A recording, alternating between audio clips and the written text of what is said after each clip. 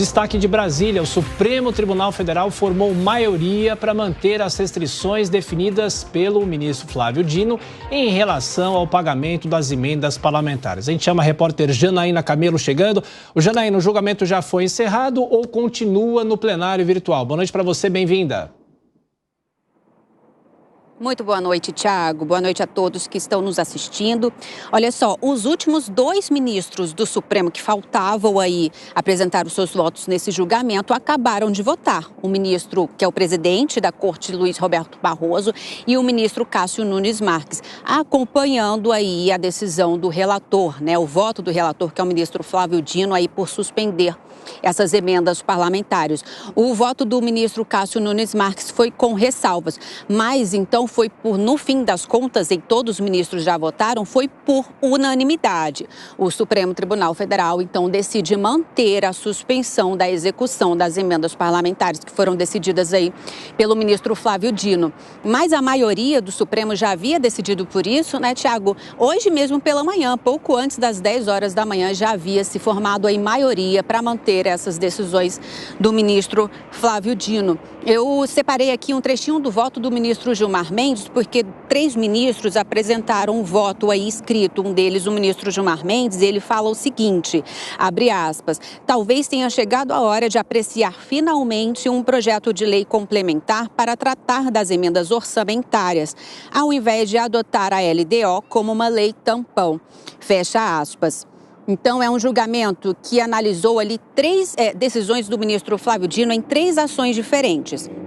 A primeira delas é da ABRAD, apresentada pela Associação Brasileira de Jornalismo Investigativo, aí questionando a legalidade das emendas PIX, né, que é um tipo de transferência especial, onde o parlamentar ele não precisa, por obrigatoriedade, ali apresentar qual projeto onde esse dinheiro que é liberado pelo Executivo vai ser destinado. E ali, então, o ministro Flávio Dino, isso foi no dia 1º de agosto, né, no último dia 1º desse mês, o ministro Flávio Dino já elencou uma série ali de exigências para que esse dinheiro possa ser liberado pelo Executivo. Todas as exigências aí são critérios de rastreabilidade e transparência aí desses repasses. Logo depois, uma ação também do Ministério Público Federal, onde o Procurador-Geral da República, Paulo Gonelli, pede para que o Supremo considere inconstitucional a execução das emendas PIX. E ali o ministro Flávio Dino também ressaltou que elas já estavam suspensas, mas só colocando de fora ali os valores que são destinados para obras em andamento ou para ações aí de atendimento à calamidade pública.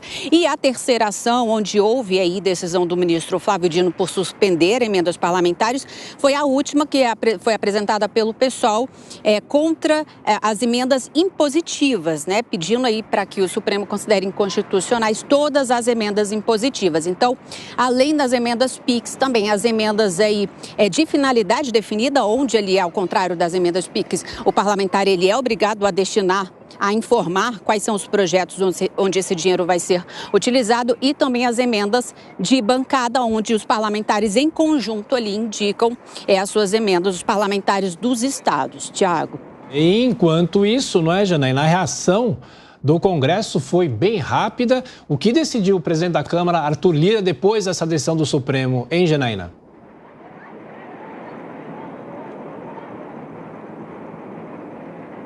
Não estou ouvindo, acho que caiu. Eu acho que ela não está me ouvindo. De qualquer forma, o Supremo Tribunal Federal tomou essa decisão. Então, daqui a pouco, antes da gente falar sobre a reação do Congresso Nacional, já vou chamar a Dora Kramer, que está nos estúdios aqui da Jovem Pan, na Avenida Paulista, e também o Cristiano Vilela. Ô, Dora, primeiro falando só sobre essa decisão do Supremo, ontem a gente já dizia, já conversava sobre isso, e a expectativa era de que a Corte seguiria a decisão do ministro Flávio Dino. Boa noite para você, bem-vinda. Boa noite, Thiago, boa noite, Vilela, boa noite a todos. Pois é, essa coisa, esse atrito aí está esquentando, já a gente vai saber que a Janaína deve trazer para a gente, vai trazer para a gente a reação do Congresso, que é muito mais contundente do que a do Supremo. Na verdade, a do Supremo é contundente, sim, na ação, porque foi uma decisão importante, por unanimidade, respaldando a decisão do ministro Flávio Dino, decisão essa que já havia deixado o Congresso em polvorosa,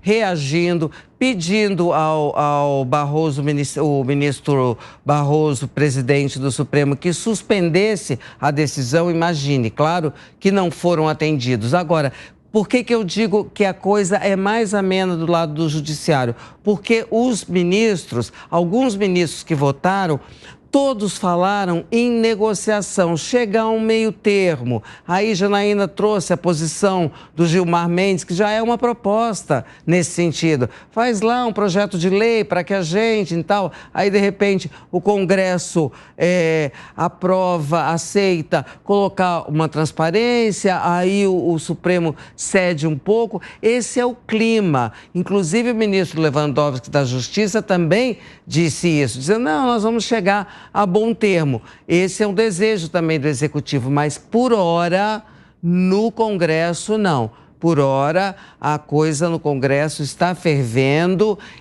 mas também você sabe, né? Fim de semana, pode acalmar, vamos ver como é que a coisa é retomada na segunda-feira. Ô Vilela, segura um pouquinho a Janaína conosco para falar sobre a reação do Congresso Nacional depois da medida do Supremo Tribunal Federal dessa decisão. Janaína Camelo, mais uma vez aqui no Jornal Jovem Pan. Qual foi a reação do Congresso Nacional, Janaína?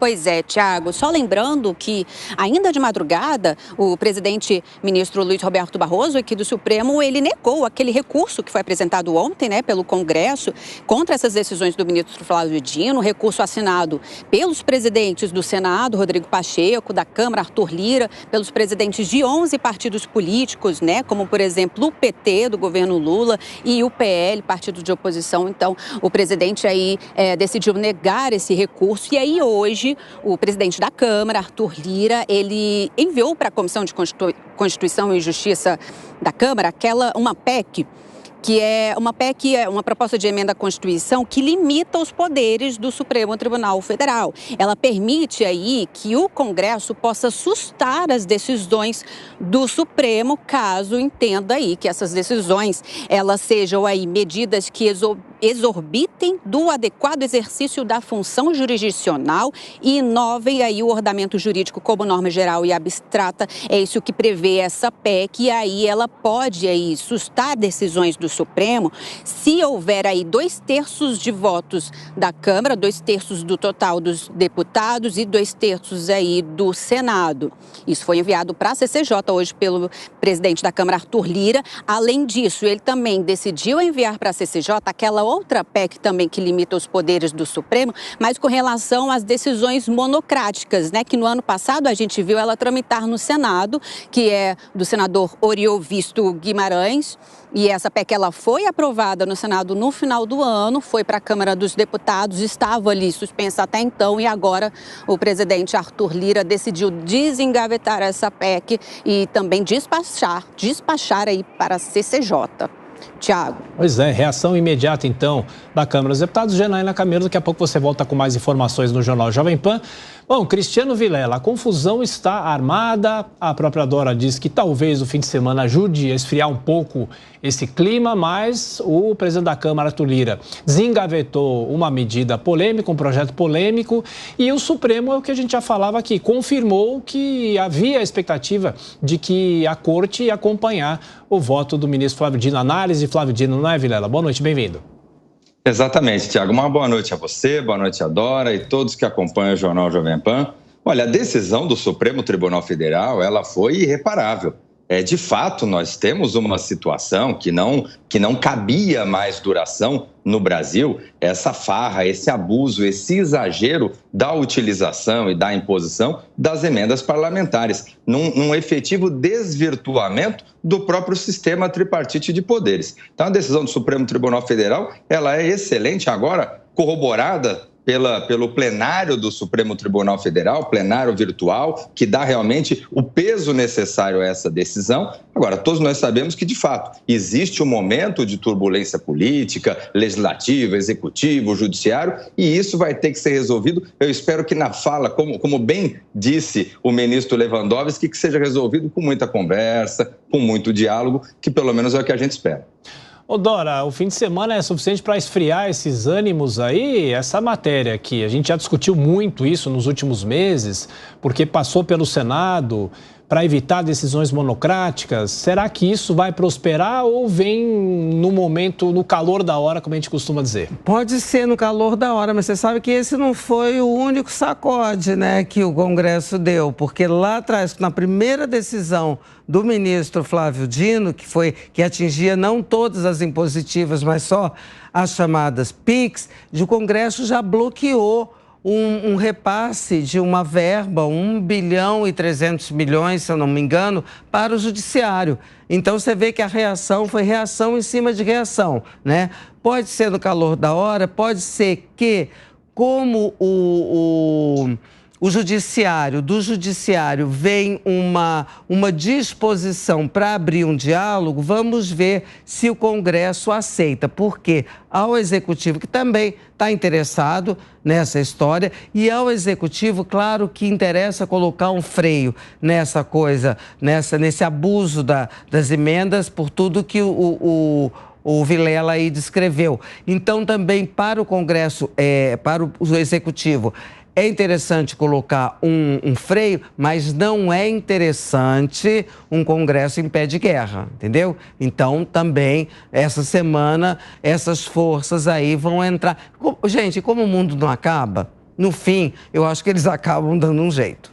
Agora, Vilela, o nosso espectador gosta de saber lá na frente o que pode acontecer, porque o julgamento já acabou, decisão unânime, essa informação é importante, a decisão foi unânime. Se o Congresso Nacional não tomar uma providência, não tomar uma decisão para tentar ampliar a transparência dessas emendas, qualquer tentativa vai esbarrar no Supremo, não é?